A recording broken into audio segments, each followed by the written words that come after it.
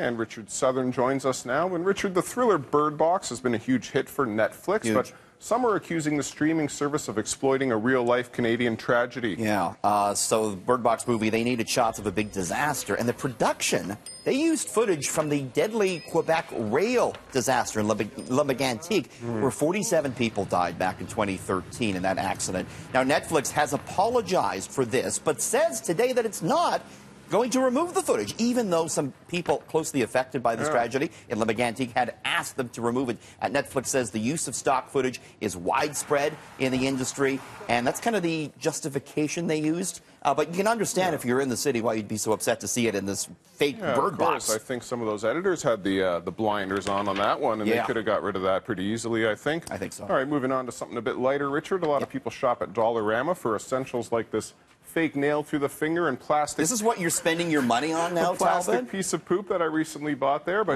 now you're telling me I didn't even have to leave the house to get this stuff? Didn't even have to leave the house to waste your money on that garbage there. Well, you know, Dollarama, they have a lot of things now, a lot of staples. People love it. It's a company's doing very well, and now you can buy things online. They've launched an online store as of today. Here's the big caveat, though. Everything is in bulk on the website. So if you want a Pepsi, no need to pay $1. You can't pay $1 for a can. You have to buy 48 cans for $60.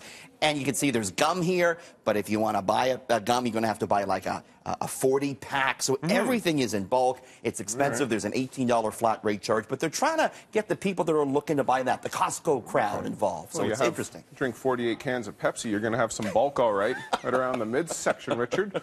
Maybe you can get some glue there, too, and we're glued to our smartphones, and we fork over a lot of cash for them. So in some ways, this next story is kind of fitting. It's very 2019. So who has time to put the phone down when you're eating? Enter the spoon fork.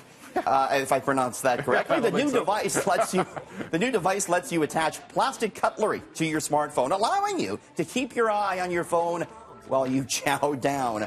You can keep the cutlery on the back of the phone when you're not eating. I mean, this is the thing. A lot of people, I know some people who turn their phone off when they go to eat. It's very rude, and now you don't even have to take your eyes off. You definitely are going to look like a tool if you use that. Now, Richard, speaking of forking and spooning, it's almost Valentine's Day, but it may not be as sweet this year.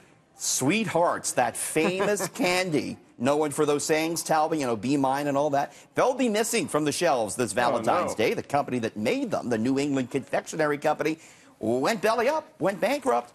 And it's a problem because these were popular at Valentine's Day. They pulled in $1.8 billion last year. Here's the good news. The company has been purchased out of bankruptcy. They didn't have time to make the Sweethearts for this Valentine's Day. They will be back next year. And if you really want them, they're selling for top dollar on Amazon. That's good news. I always got the one that said not a chance, but hey. Which is very accurate. Very accurate indeed. Thanks, Richard.